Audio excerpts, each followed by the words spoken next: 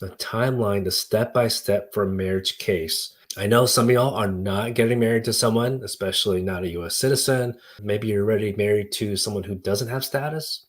That's okay.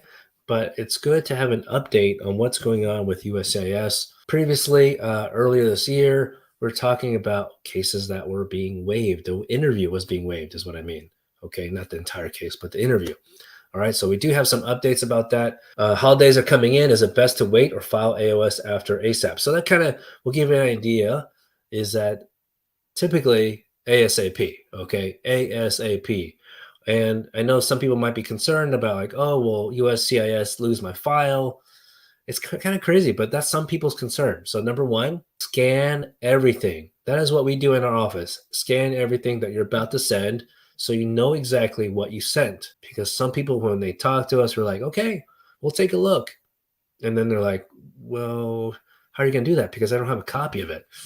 Yeah, that's not good. So scan in your documents.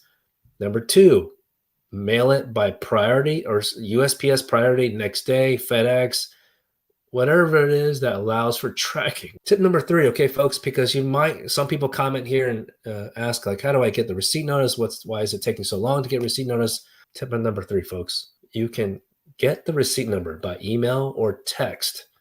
I don't know, they don't always pick the same method, but there's a form called G1145, I believe, that you can type in your email, put in your phone number, and they'll email or text you the receipt number. So you get a random message. You're like, what the heck is this? It's probably from the government with random, like the first three characters are letters. It could be MSC, EAC. It's just to indicate the service center, and the rest of it are numbers.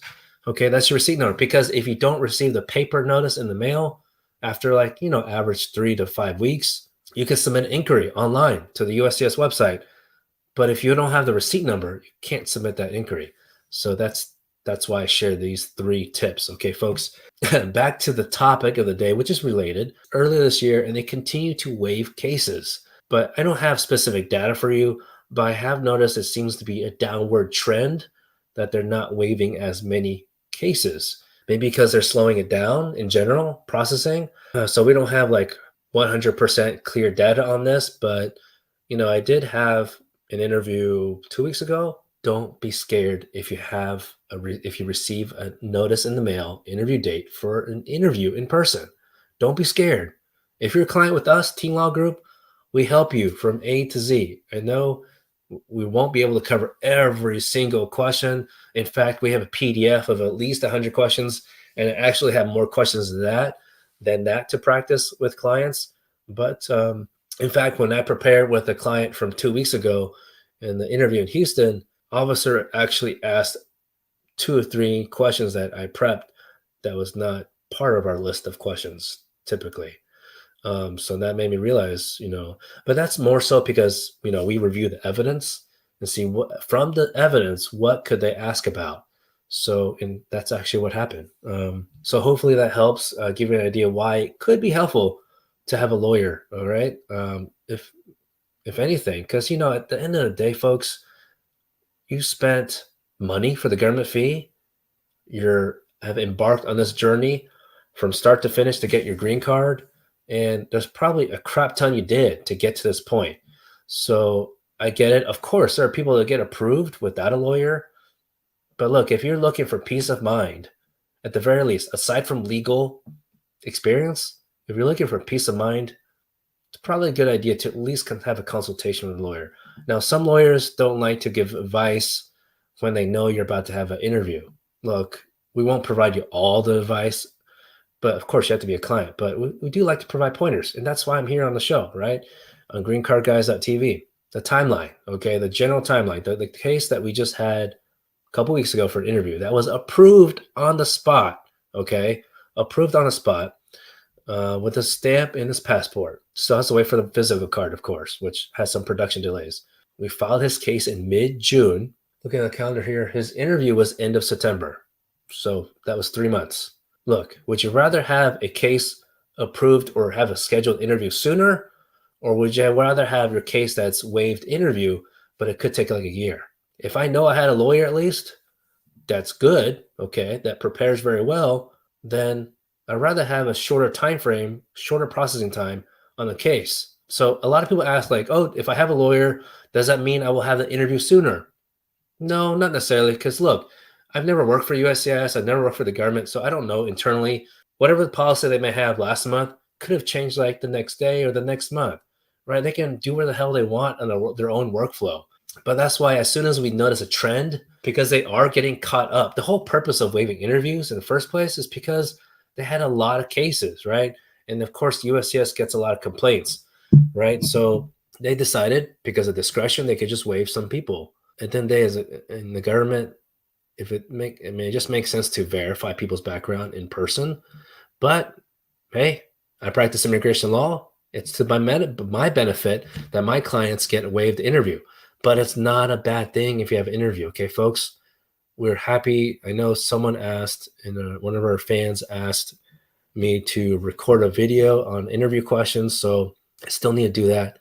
I've just been sick, so it's been a bit difficult. But yeah, so from start to finish, I would say average right now in 2023 seems to be 3 to 5 months. We always tell people 5 to 12 months. Okay. When I say always, I mean, if I want to really say absolute like that, we always say 12 months, but we say that the trend seems to be 3 to 5 months on average. Okay.